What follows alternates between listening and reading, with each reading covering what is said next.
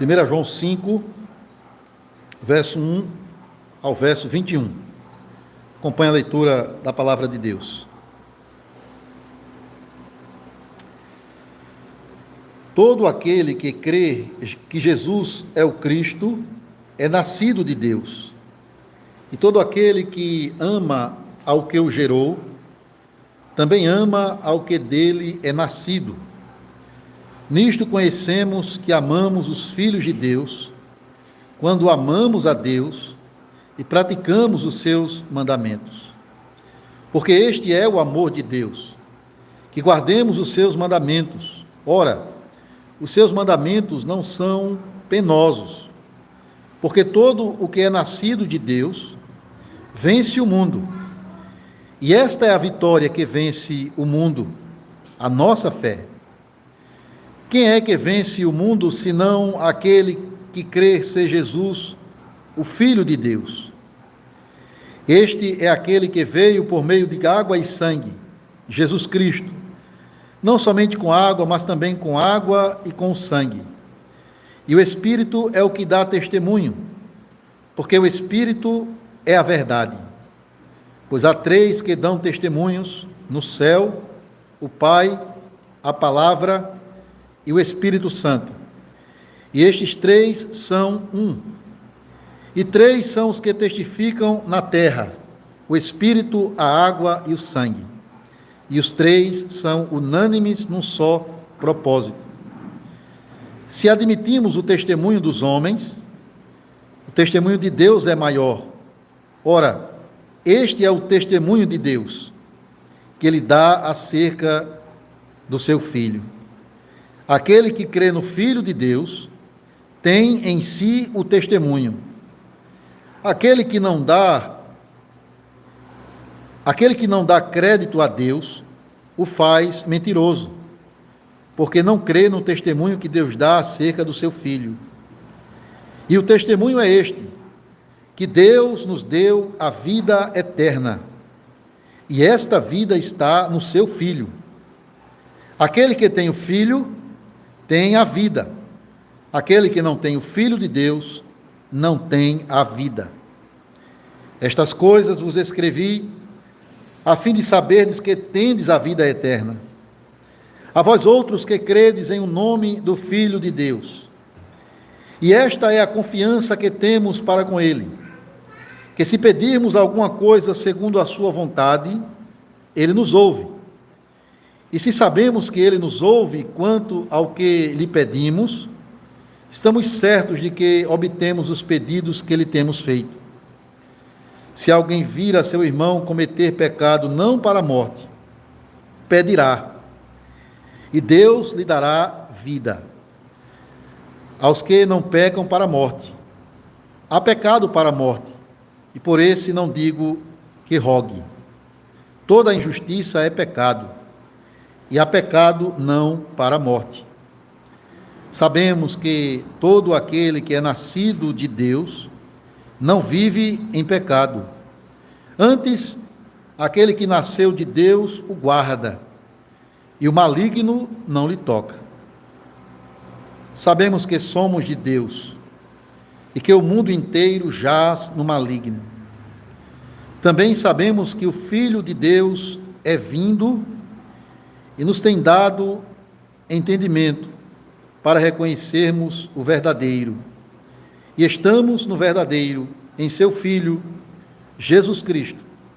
Este é o verdadeiro Deus e a vida eterna. Filhinhos, guardai-vos dos ídolos.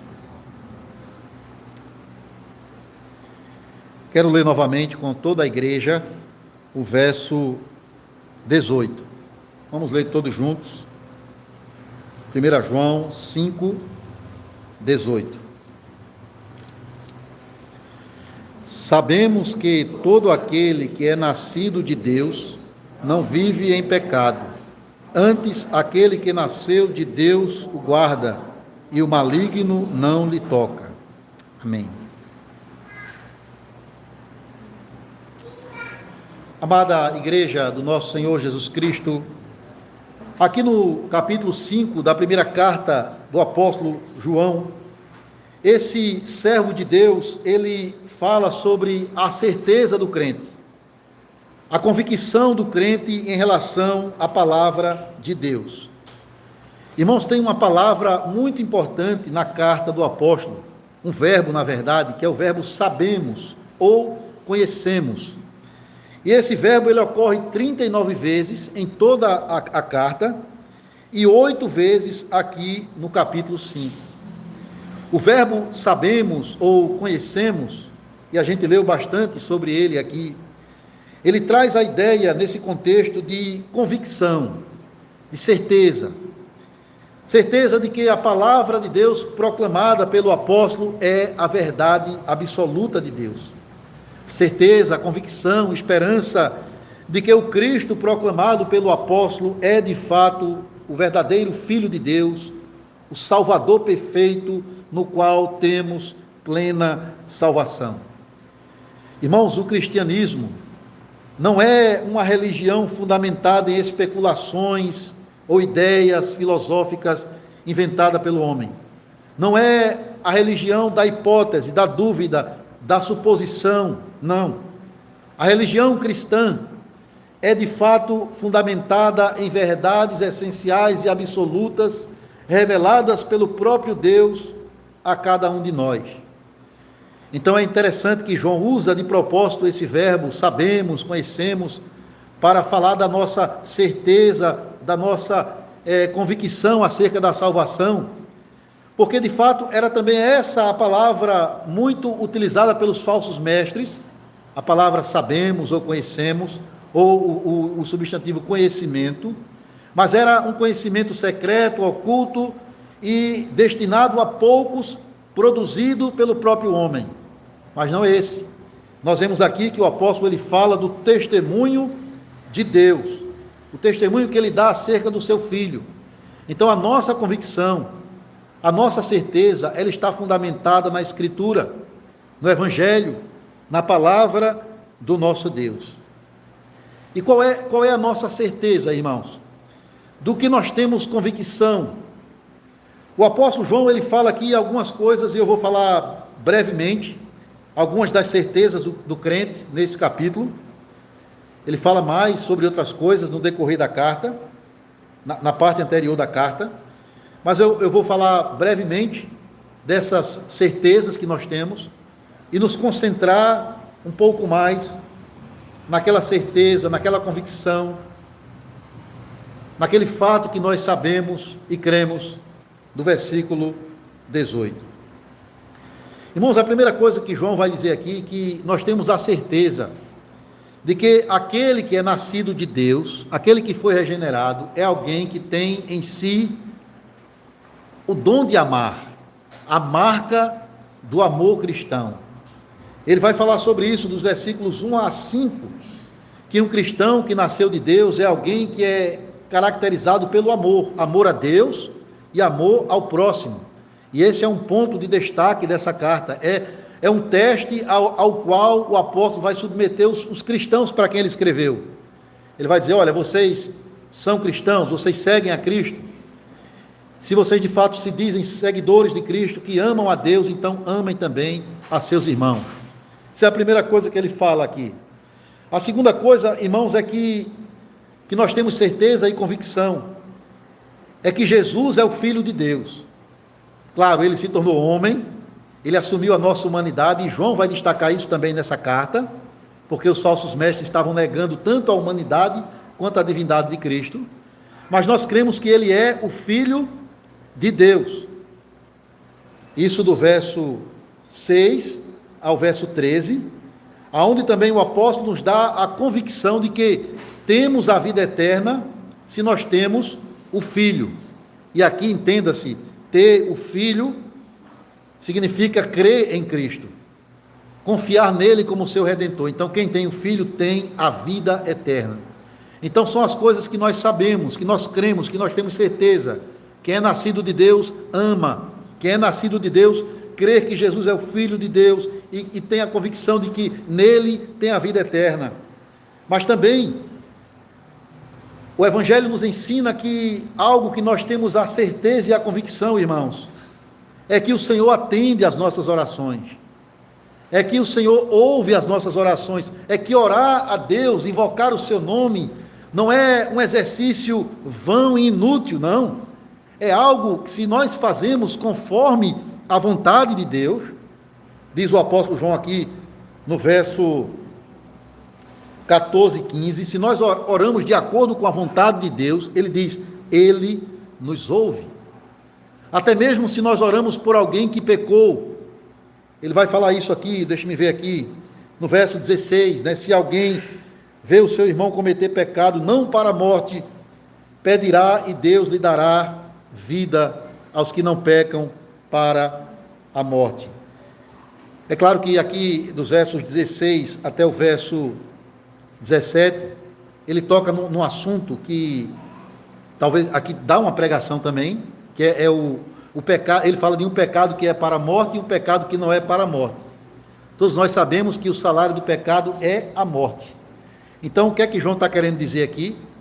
É que há determinados pecados que alguns crentes cometem que são passivos da graça e do perdão de Deus.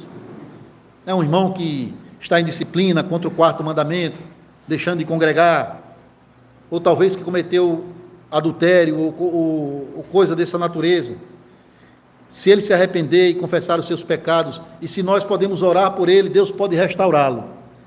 Mas quando ele fala aqui que a gente não deve orar por aquele que peca para a morte, irmãos, é claro que no contexto de toda a carta, no contexto da igreja primitiva, ele está se referindo aqui àquilo que Jesus chama de blasfêmia contra o Espírito Santo.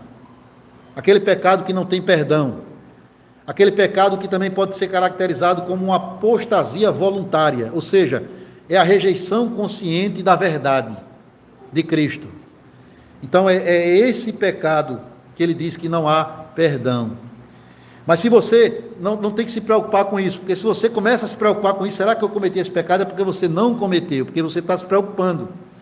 Quem comete esse pecado, ele não está nem aí para o Senhor, ele é indiferente a Deus. Então, mas o ponto é, temos a certeza que Deus ouve a nossa oração, temos a certeza que se intercedemos por alguém que está em pecado, Deus pode lhe dar a vida, conforme o verso 14 e 15 nos ensina aqui. Mas também temos a certeza, irmãos, que aquele que é nascido de Deus, ele não vive mais na prática do pecado e ele é guardado pelo poder de Deus. O verso 18 ao verso 19, e a gente vai se concentrar aqui no verso 18. Mas há uma outra verdade do verso 20 ao 21, que nós temos a convicção de que Jesus é a verdade e que nele nós temos também a verdadeira vida, ou seja, a nossa vida ela só tem sentido se estiver fundamentada em Cristo Jesus. Então, são essas as convicções, são estas as certezas que nós temos no Evangelho. Mas o ponto aqui que eu queria chamar a atenção dos irmãos é o verso 18.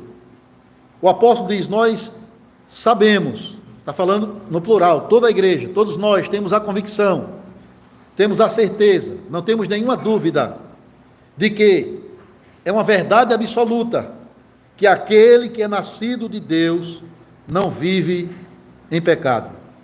Antes, aquele que nasceu de Deus o guarda e o maligno não lhe toca. Irmãos, esse é um dos textos que traz um grande refrigério ao nosso coração.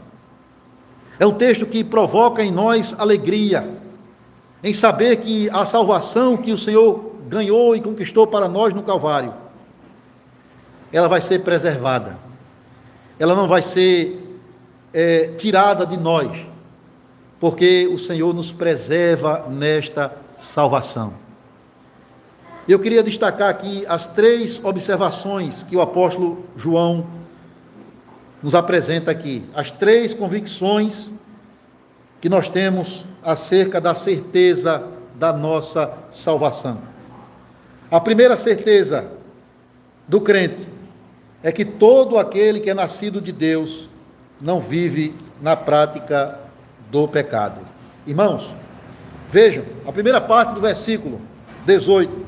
Sabemos, temos a certeza, estamos convictos que todo aquele que é nascido de Deus não vive em pecado.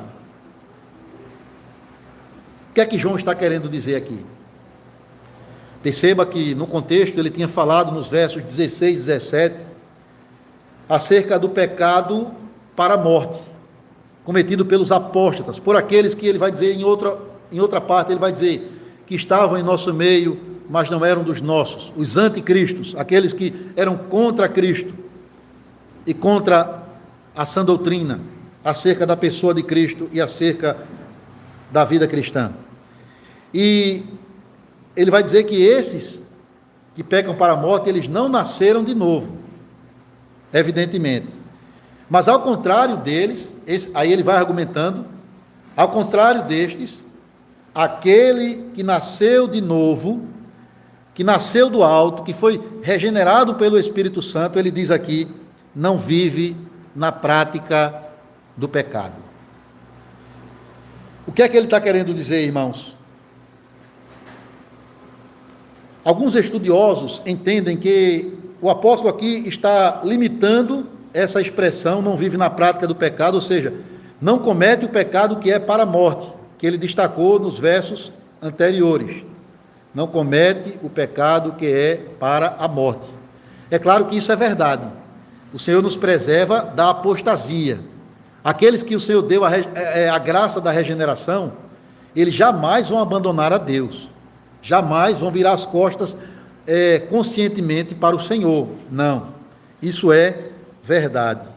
Porém, irmãos, o que o apóstolo João está falando aqui, no verso 18, na primeira parte, é a mesma coisa que ele falou no verso 3, no verso 19, no verso 9 do capítulo 3. E eu vou ler para vocês aqui, só é voltar uma página na sua Bíblia. 1 João 3,19, ele diz, todo aquele que é nascido de Deus não vive na prática do pecado, pois o que permanece nele é a divina semente. Ora, esse não pode viver pecando, porque é nascido de Deus.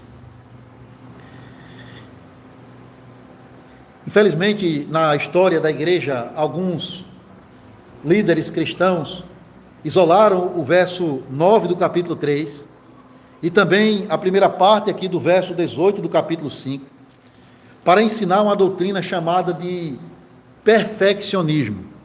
Ou seja, a ideia de que aquele que foi regenerado, ele é capaz de não mais pecar em sua existência terrena. Ele atingiu um certo grau de santidade, que ele é capaz de não mais pecar. Essa ideia se difundiu em alguns meios cristãos, a ideia do perfeccionismo, né? O crente que diz assim, olha, eu não posso mais pecar, eu sou incapaz de pecar, é impossível para mim, porque eu nasci de novo, eu não peco mais, eu tenho a divina semente. Contudo, irmãos, não basta a gente ir para outras partes da Escritura. Apenas ficando na primeira epístola de João, nós vamos perceber que não é isso que João está ensinando. Que esse ensino, ele não faz sentido. Primeiro, a nossa experiência nega esse ensino. Porque aquele que não tiver pecado, atire a primeira pedra. Também a Escritura nega isso. Veja, o próprio contexto aqui, imediato, do nosso texto. Verso 16, ele fala para orar. Veja, verso 16. Ele nos encoraja a orar por um irmão que cometeu pecado. Então, se a gente não peca, como é que ele pede para orar por alguém que não comete pecado? É ilógico. Como é que eu posso dizer? É até ridículo pensar assim. Não faz sentido. E também quando você vai lá para o primeiro capítulo de João. Só baixa o primeiro capítulo. Ele vai falar da realidade do pecado na nossa vida. Ele vai dizer, se aquele que diz que não tem pecado é mentiroso. Está dizendo que Deus é mentiroso, porque Deus diz que todos pecaram. Ele vai nos encorajar a confessar os nossos pecados. Ele vai escrever, ele diz: olha, irmãos, eu escrevo estas coisas para que vocês não pequem. Essa é a intenção de João, nos guardar do pecado. Mas ele reconhece: se porém algum de vós pecar, não se desespere. Temos um advogado junto ao Pai, Jesus Cristo, o justo, a propiciação, a solução para o problema dos nossos pecados. Então, não é correto pensar assim. Na verdade, existem 3 condições do crente em relação ao pecado: antes da queda, depois da queda e na glória por vir. Antes da queda, irmãos, qual era a condição do homem? O homem podia não pecar. Ele podia não pecar. Deus deu a ele essa graça. Depois da queda, o homem não pode não pecar. Ele não tem como não pecar, porque ele já nasce com o pecado original, que dá luz aos pecados praticados. Agora, na glória, aí sim, o homem não pode mais pecar. E é isso que nós ansiamos, essa perfeição que vem, que o Senhor prometeu a nós. Então, se João não está aqui ensinando o perfeccionismo, se João declara que ainda somos pecadores, apesar de sermos nascidos de Deus, o que é que ele está querendo dizer? Tanto aqui no verso 18, quanto em 1 João 3, 9. O apóstolo está ensinando uma coisa bem simples, irmãos. Ele está dizendo que aquele que nasceu de Deus, aquele que foi regenerado, ele não vive mais na prática do pecado. Esse é o ponto. Viver na prática do pecado, ou seja, conviver amigavelmente com o pecado. O pecado e o Filho de Deus, que nasceu do alto, agora, eles não se dão bem mais. Eles lutam entre si. Há uma incompatibilidade agora entre o nascido de Deus, que tem a semente de Deus, e o pecado. Claro, eles podem se encontrar ocasionalmente, mas não podem mais conviver em plena harmonia. Então veja, João está dizendo que o nosso estado agora, em Cristo, regenerado pelo Espírito Santo, é totalmente oposto à condição do ímpio, dos incrédulos, daquilo que nós éramos antes da nossa regeneração. O que é que ele vai dizer aqui acerca daqueles que não nasceram de Deus? Ele vai dizer que eles jazem no maligno. Eles estão sob o domínio de Satanás. Eles estão vivendo na carne. Eles são escravos do pecado e do diabo. O ímpio é alguém que está ainda no reino das trevas.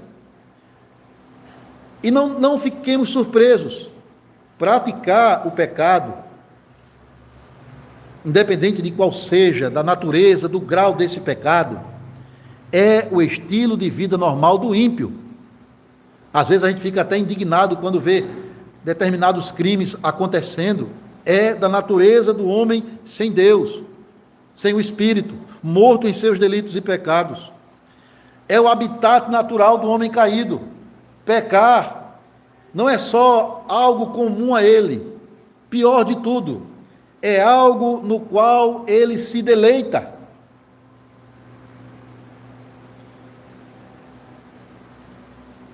Ao contrário do crente, ao contrário daquele que é nascido de Deus, que sim, pode cair em pecado, que sim, ocasionalmente pode pecar até de forma grave. Veja, homens de Deus, nascidos de Deus, como Davi, como Pedro, pecaram em determinados momentos. Mas notem a atitude. Não houve deleite no pecado, no sentido de se manter tranquilamente naquele pecado, agasalhando esse pecado e o tornando intocável. Não houve isso. Pelo contrário. Aquele que tem o Espírito Santo, quando ele peca, logo ele vai ser conduzido a um sentimento de tristeza, não é de remorso, como Judas, é de tristeza mesmo, tristeza segundo Deus, por ter ofendido a Deus. Ele vai confessar os seus pecados, ele vai procurar fugir, abandonar aqueles pecados que estão lhe incomodando. Então notem a diferença, irmãos. Cair esporadicamente em pecado é uma coisa, viver continuamente no pecado é outra totalmente diferente. Então, aquele que nasceu de Deus, não tem como ele continuar vivendo no pecado sem mostrar sinais de arrependimento. Notem, a condição do ímpio é de rendição ao pecado. A condição do crente é de resistência ao pecado. É diferente. Então eu pergunto, como é que você sabe que nasceu de novo? Como é que você tem a convicção de que é um verdadeiro filho de Deus? Que tem a fé salvadora, aquela fé que o prefeito Marcelo deu estudo hoje pela manhã. Como é que você tem a certeza? Você não pode ler o seu nome no livro da vida. Mas, irmãos, nós podemos sondar o nosso coração, nós podemos avaliar a nossa vida cristã. Isso é uma boa prática. E nós devemos perguntar a nós mesmos como é que eu estou lidando com a realidade do pecado na minha vida. Com a hipocrisia ou o remorso de Judas? Ou será que eu estou manifestando um arrependimento genuíno como o de Pedro? Como eu tenho lidado com os meus pecados? Com a indiferença dos crentes de Laodiceia? Ou com a confissão sincera e o abandono do pecado, como fez Davi? Então, se alguém que até mesmo esteja na igreja, manifeste sinais externos de religiosidade, mas se tal pessoa tem persistido no pecado, se tem agasalhado o pecado no seu coração, se tem se rendido a pecados específicos na sua vida, sem mostrar sinais de arrependimento, e o pior, deleitando-se nestes pecados, então essa pessoa precisa questionar a si mesmo: será que eu nasci de novo? Será que eu tenho a verdadeira fé? E deve invocar o nome de Deus, porque a Bíblia diz que aquele que invocar o nome do Senhor será salvo. Invocar o nome do Senhor é clamar a Ele, suplicar pela sua misericórdia, para que Ele nos visite, não só com a graça do seu perdão, mas também opere o lavar regenerador do Espírito Santo, para que de fato você se torne uma nova criatura. Então essa é a diferença. O crente, ele não vive na constância do pecado, mas ele vive lutando contra o seu pecado, com a ajuda que vem de Deus, com a força que vem do Senhor. E isso é o nosso conforto, irmãos, que essa vitória nossa não flui de nós mesmos, ela vem da nossa união com Cristo, pela fé. Veja no verso 4 e 5 aqui do capítulo 5, 4 e 5, o apóstolo diz: todo aquele que é nascido de Deus vence o mundo, e esta é a vitória que vence o mundo, a nossa fé. Quem é que vence o mundo, senão aquele que crê ser Jesus, o Filho de Deus?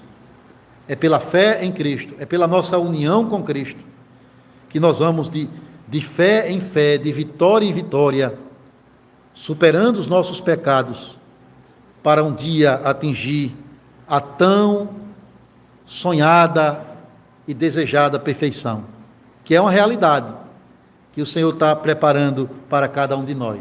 Não é algo que já aqui e agora possuímos, mas é algo que Deus tem reservado para nós. Então essa é a primeira certeza.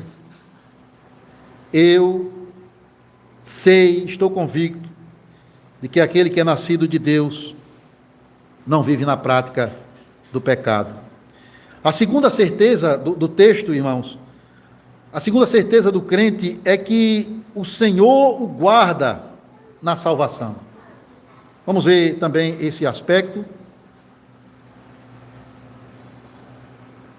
Observe comigo a segunda parte do nosso texto. A parte B do versículo. Não vive em pecado, antes aquele que nasceu de Deus o guarda. Preste atenção nessa frase. Aquele que nasceu de Deus o guarda. Irmãos, essa frase aqui, ela é difícil de interpretação. Algumas versões bíblicas, elas apresentam traduções distintas e até significados diferentes acerca dessa frase aqui. Por exemplo, algumas traduções diz assim: aquele que nasceu de Deus se guarda, ou guarda a si mesmo, dando a ideia aqui que enfatizando aqui a responsabilidade do crente, indicando aqui que aquele que nasceu de Deus, a expressão aquele que nasceu de Deus está falando ainda do crente, daquele que é nascido de Deus no começo do versículo, e que ele guarda a si mesmo, ele se protege do seu pecado. Então alguns defendem essa ideia, até comparando com o versículo 20, lá no finalzinho, aliás, o versículo 21, quando ele usa a mesma palavra, né, dizendo: filhinhos, guardai-vos dos ídolos, indicando aqui a responsabilidade do crente, que é, na verdade, algo natural a quem nasceu de novo. Ele vai ficar atento, ele vai ficar vigilante, ele vai se guardar de lugares, situações que ele venha a pecar contra Deus. Mas a outra tradução, que é a que nós usamos aqui, a atualizada, né, essa que temos, ela diz assim: aquele que nasceu de Deus o guarda. Indicando aqui, irmãos, que aquele que nasceu de Deus, essa expressão, ela não se refere ao crente em si, mas a Cristo, que foi gerado por Deus. Então é como se o texto dissesse que Jesus, aquele a quem Deus gerou, ele guarda o crente. Ele guarda o crente. Ou seja, não é o cristão em si mesmo que toma conta de si e protege-se dos seus pecados, mas é Cristo quem pelo seu poder nos guarda, nos assegura a sua proteção, nos mantém salvos. Aquele que nasceu de Deus o guarda. Então, aquele que foi gerado por Deus guarda aquele que foi regenerado por Deus. Espero que os irmãos tenham compreendido essa diferença aqui. Agora, claro que as duas interpretações, elas são bíblicas. Porque, veja, na vida de santificação do crente, a palavra de Deus, ela também enfatiza a nossa responsabilidade. Ela nos assegura da proteção e do poder de Deus, mas ela nos chama também a lutar contra o pecado. A gente poderia citar vários textos, mas só tem um texto que eu vejo na minha mente aqui, que mostra as duas realidades. De nós guardarmos a nós mesmos e de Deus nos guardar. É Filipenses 2, 12 e 13. Desenvolva a sua salvação com temor e tremor. Então, ou seja, desenvolva a sua salvação, se santifique, lute e guarde-se contra o pecado. Mas o que é que ele diz na sequência, o apóstolo Paulo? Porque Deus é quem opera em vós o querer e o realizar. Eu sigo a linha e a ideia da grande maioria dos estudiosos da Bíblia, de que aqui o apóstolo está enfatizando a proteção de Cristo. Por isso, por quê? Porque logo na sequência ele fala: o maligno não tem poder sobre vós. Por quê? Porque nós temos poder de guardar a nós mesmos de Satanás, ou porque Cristo nos protege do diabo. Então a ideia é essa, irmãos. O maligno não nos toca, porque o Senhor nos guarda. Veja que coisa maravilhosa o Evangelho. E veja como isso combina com a oração de Cristo pela igreja em João 17. Veja que coisa maravilhosa aqui. O Senhor orou pela igreja. Ele orou em João 17 pela unidade da igreja, mas ele orou também aqui pela proteção da igreja.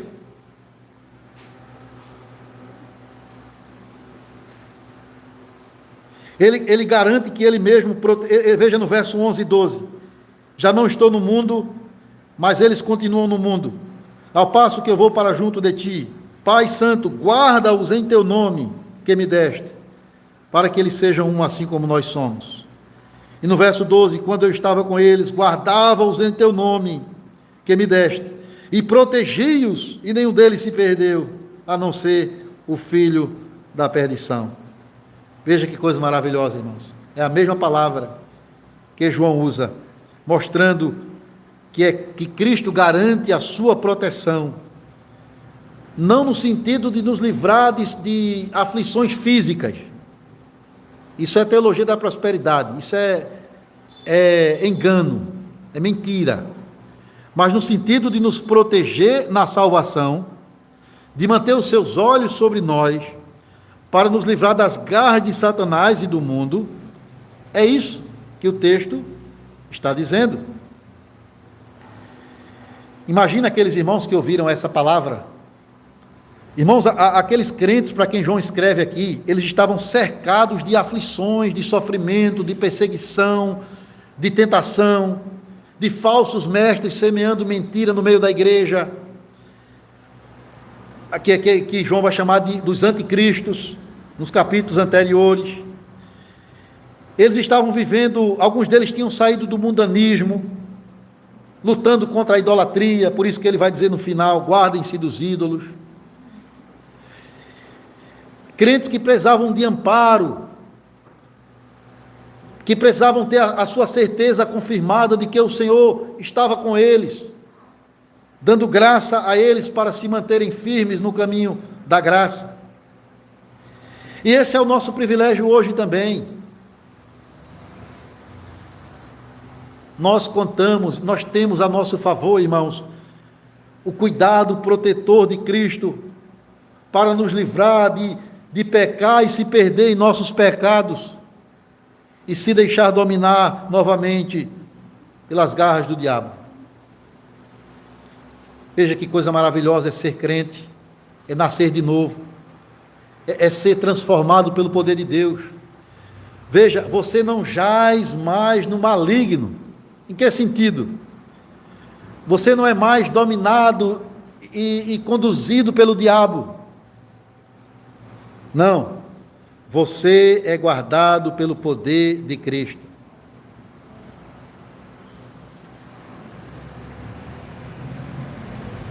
Essa é uma das doutrinas mais consoladoras da Escritura. Quando nós estamos cercados de tentações, quando nós estamos lutando contra as nossas fraquezas, neste mundo mal, neste mundo que se levanta contra nós, quando Satanás coloca ciladas em nosso caminho, nós temos a certeza, irmãos, de que o Senhor nos guarda. Será que Jesus ia dar a vida dele por nós, sofrer aquela angústia, aquela dor da cruz, para depois nos deixar a sua própria sorte, para nos deixar neste mundo por nós mesmos? Vocês acham que ele ia fazer isso?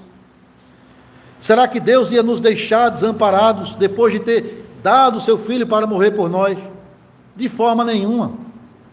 É por isso que Paulo vai dizer: aquele que não poupou o seu próprio filho, antes por todos nós o entregou, porventura não nos dará com ele todas as coisas? Com certeza. E aí você vai ler a sequência de Romanos 8, e você vai ver quais são essas coisas. Nada e ninguém nos separará do amor de Deus, nem anjos, nem principados, nem potestades, nem coisa do presente, nem coisa do porvir, nem mesmo a rainha dos terrores, a morte, pode nos separar do amor de Deus. Porque o Senhor guarda o seu povo. Nós podemos dizer com Judas, não o traidor, mas o Judas que escreveu aquela pequena carta lá antes de Apocalipse, irmão de Jesus Cristo. E ele diz assim no final da carta: ora, aquele que é poderoso para vos guardar de tropeços e para vos apresentar com exultação imaculados diante da sua glória, a ele o louvor. a Ele a soberania, a Ele a glória pelos séculos dos séculos. Essa é a nossa certeza. O Senhor nos guarda. A primeira, não, quem é nascido de Deus não vive na prática do pecado. A segunda, Jesus nos guarda na salvação. E a terceira, bem ligada à segunda, é que o maligno não toca o crente. O maligno não lhe toca. É assim que o texto está traduzido na nossa versão aqui. O maligno não lhe toca. É uma consequência da afirmação anterior. Se o Senhor nos guarda, consequentemente, o maligno não nos tocará. A ideia, irmãos, aqui é que ele não tem poder mais sobre nós. Note alguns detalhes aqui nessa expressão. Primeiro, a forma como João se refere ao diabo, maligno. Ele usa esse adjetivo como se fosse um próprio nome pessoal do diabo, porque a essência de Satanás é a maldade. Irmãos, ele é um anjo caído, com muitos outros anjos que são chamados de demônios, que já estão selados para a perdição. Não há redenção para eles, não há. Deus estabeleceu assim em seu decreto. E, portanto, a única intenção deles é praticar o mal. Não para o mundo, porque o mundo jaz nele, está sob o seu domínio. Mas o seu alvo é a igreja. São os crentes, são os filhos de Deus. As suas investidas são contra nós.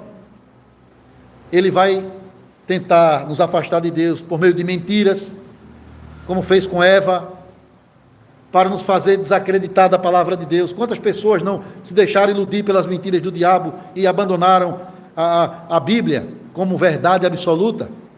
Quantas? Ele vai infligir sofrimento, como ele fez na vida de Jó, claro, sob a permissão divina e debaixo da soberania de Deus. Mas ele pode também fazer isso. Ele vai tentar nos seduzir ao orgulho. Ele é de fato, irmãos, um leão que ruge, procurando a quem devorar. Mas que coisa maravilhosa. O apóstolo já tinha dito nessa carta: Jesus veio para destruir as obras do diabo.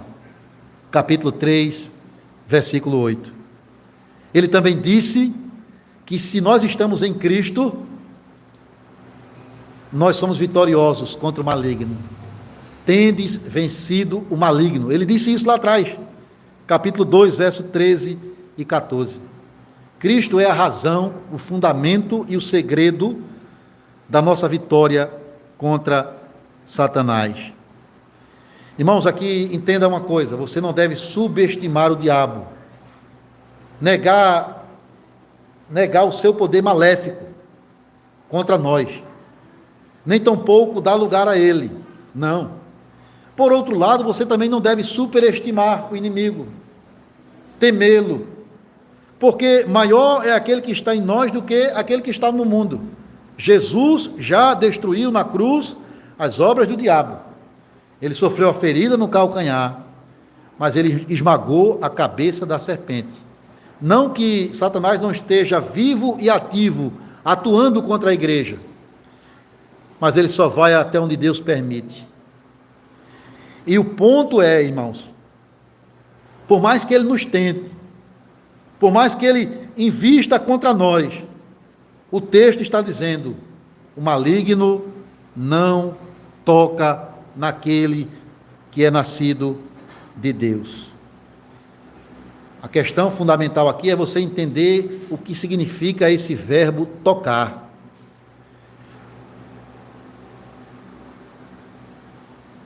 Quando nós falamos de tocar, nós pensamos em colocar a mão levemente sobre alguém. Tocar. Mas não é a ideia do verbo original aqui. Até, irmãos, a palavra, nessa versão que nós temos, o verbo, a tradução tocar, talvez podia usar uma outra palavra aqui. Por exemplo, deter, agarrar, se apegar, se impor sobre. É mais forte do que apenas tocar. Veja, essa palavra que o apóstolo João usa aqui, ela só aparece aqui e lá no seu Evangelho, capítulo 20, versículo 17. Vocês devem lembrar muito bem, quando Maria Madalena vai ao túmulo para ver o que aconteceu com Jesus, e ele já está ressuscitado, ele aparece para ela pensa que é o jardineiro, e ela se agarra a Jesus ali, é como se ela tivesse se abraçado a ele, se apegado a ele. E aí Jesus, claro, com todo o amor, ele pacientemente, ele faz uma repreensão para ela, ele diz: não me detenhas, não simplesmente assim, não me toque, ou seja, não se apegue a mim, não me agarre, porque eu ainda não subi para o meu Pai. Me solte e vá dizer aos discípulos que eu quero encontrar com eles em determinado lugar. Então a palavra é essa, a ideia é essa, irmãos. Maria Madalena se apossou de Jesus como se estivesse impedindo de voltar para o Pai. E a mesma ideia é o verbo do texto aqui. Então é mais do que tocar, é deter, agarrar alguém no sentido de dominar essa pessoa. Ou seja, Satanás não pode mais fazer isso conosco. Ele não pode mais ter domínio sobre nós. Ele não pode mais nos deter. Ele não pode mais nos impedir de voltar para a casa do Pai. Essa é a ideia, irmãos. Ele não pode nos ter de volta em suas garras, se apossar de nós, porque Cristo nos tirou das mãos dele, definitivamente, para sempre. Ele pode sim nos tocar com tentações, colocar situações difíceis, armadilhas em nosso caminho, mas ele não pode nos tomar de volta para si. O maligno não lhe toca. Satanás não tem poder mais sobre aqueles que pertencem a Deus. Eles não precisam se incomodar, não serão dominados por demônios e nem por Satanás. Porque nós somos libertos pelo poder de Deus. Nós pertencemos a Cristo, irmãos. Nós temos um outro Senhor, nós estamos no outro reino, não no reino das trevas, mas no reino do Filho amado de Deus. Nós pertencemos a Cristo, corpo e alma, na vida e na morte.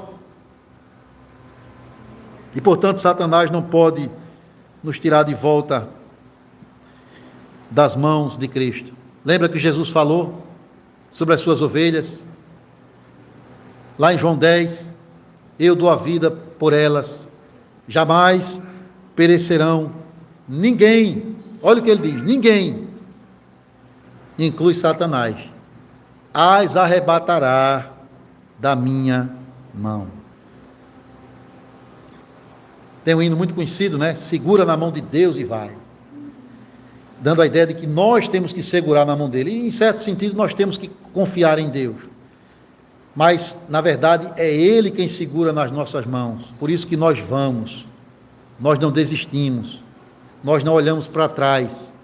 Nós continuamos no propósito, sendo guardados pelo poder do nosso Deus. Você tem essa certeza?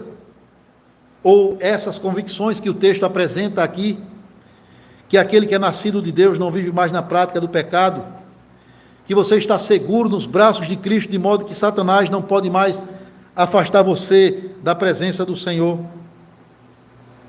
Você tem essa certeza? Se você tem essa certeza, você não vai ser um crente acomodado, você não vai ser um crente assim, o Senhor vai me guardar, e não vai se cuidar em relação a isso. Lembra que eu falei, é Ele quem nos guarda, mas Ele usa os meios, Ele nos dá os recursos. O que é que o Senhor nos dá? A armadura dele, lá em Efésios 6, qual é a ordenança do Senhor?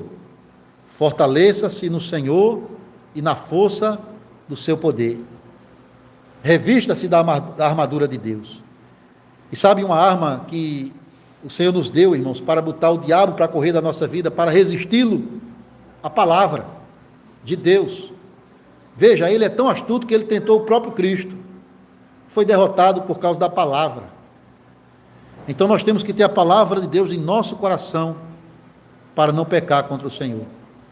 A comunhão dos santos, aonde nós encorajamos uns aos outros. A oração, a arma da oração, para pedir a Deus: Senhor, não me deixe cair em tentação, mas livra-me do mal. E mal ali é o maligno. Esse mal que você fala na oração do Pai Nosso é Satanás. Não é livra-me de ficar pobre, de perder o meu emprego, de ficar doente, não.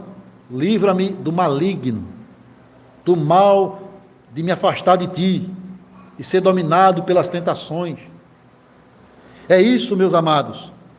Nós precisamos da força do Senhor para vencer este inimigo.